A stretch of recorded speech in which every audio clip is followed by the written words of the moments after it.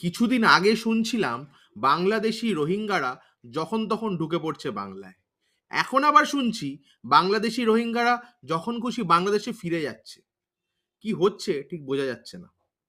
এক ভরা সভায় বিজেপির প্রাক্তন রাজ্য সভাপতি দিলীপ ঘোষ বললেন, বাংলায় যদি অনুপ্রবেশ হয়ে থাকে তার দায় বিএসএফ এর। এই বিএসএফ কে? বিএসএফ হলো দেশের বাহিনী। আইদার তারা টাকা খেয়ে বাংলাদেশ থেকে এই বাংলায় ঢোকানোর চেষ্টা করেছেন, সেই টাকা ওপর লেভেলেও গেছে।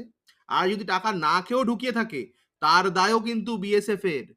এই বিএসএফ এর চালক বা নিয়ন্ত্রক কারা?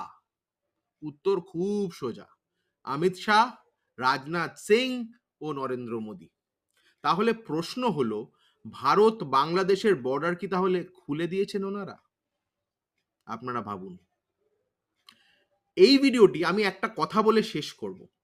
বিজয় সেতুপতি আপনারা সবাই চেনেন তো, একজন সর্বভারতীয় অ্যাক্টর। তামিল মুভিসগুলোর জন্য উনি খুবই ফেমাস। উনি বলেছেন, never vote for the political party who tells that the religion is in danger. Always choose an educated leader. Vote for vision, not division.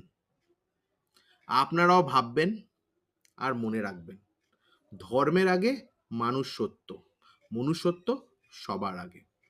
ভালো থাকবেন। নমস্কার।